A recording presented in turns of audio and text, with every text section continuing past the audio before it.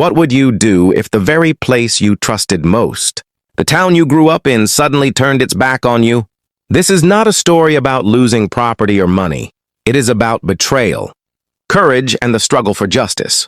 It begins in the quiet little town of Brookhaven, a place where everyone seemed to know each other, where neighbors smiled on the streets, and where life looked simple from the outside. But behind the warm smiles and polite greetings, secrets were buried deep. Eleanor Price had lived in Brookhaven all her life. She was a widow in her early 40s, known for her kindness and her willingness to help others. People often came to her for advice, for a meal, or simply to sit and talk. To her, Brookhaven was more than a home. It was her identity. Her late husband had built their modest wooden house with his own hands, and every corner of it carried memories of their life together.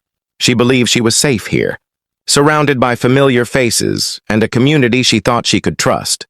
But one morning, as the sun rose and she opened her door to fetch the mail, she found something that would shatter her sense of belonging. A plain envelope had been nailed to her front door. Curious, she tore it open. Inside was a short, cold message. "This property is no longer yours. Vacate immediately." At first, she thought it must be a mistake. Perhaps it was meant for someone else. She laughed nervously, crumpled the paper, and tried to forget about it. But deep inside, unease began to grow. The next day, she went to the local council office to ask about it. The clerk avoided her eyes, shuffling papers and mumbling that there was nothing he could do. Another official told her bluntly that her home had been reclassified due to new zoning laws. None of it made sense. When Eleanor pressed for proof, she was met with silence, then thinly veiled hostility. It was as if an invisible wall had been raised around her, shutting her out from the very town she had served and loved for decades. Days turned into weeks, and strange things began happening. Neighbors who once waved at her now crossed the street to avoid her. Friends she had known since childhood acted as if they didn't recognize her.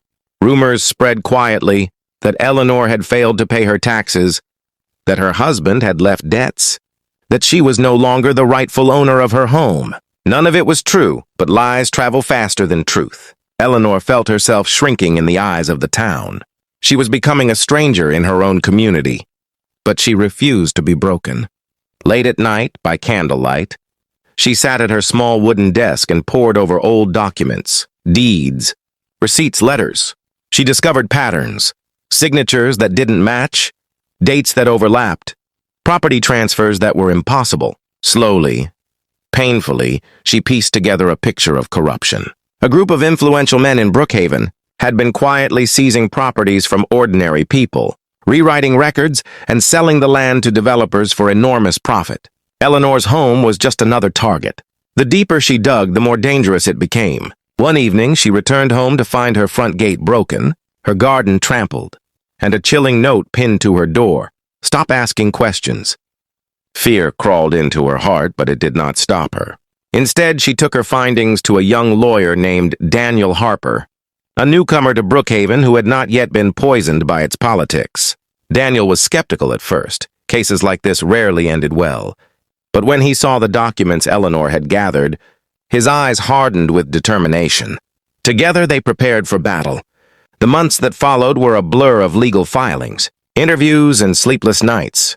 Eleanor was dragged through humiliation, whispers in the streets, veiled threats, even open hostility in the town square. Yet every insult only made her stronger. She was fighting not just for her house, but for the truth.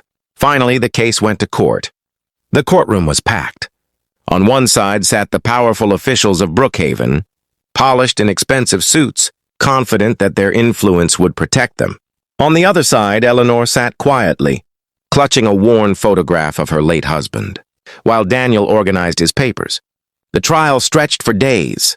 Witnesses were called, lies were told, but evidence spoke louder than fear. Daniel revealed forged signatures, hidden bank accounts, and testimonies from other victims who had been too afraid to come forward until now. The tension in the courtroom was unbearable. Each revelation felt like a crack in the mask of Brookhaven's so-called leaders. The judge listened carefully, his expression grave. And then, at last, came the verdict. The officials were guilty of fraud, conspiracy, and abuse of power. Eleanor's property was rightfully hers, and restitution would be made to others who had suffered. Tears streamed down Eleanor's face, not of sadness, but of try.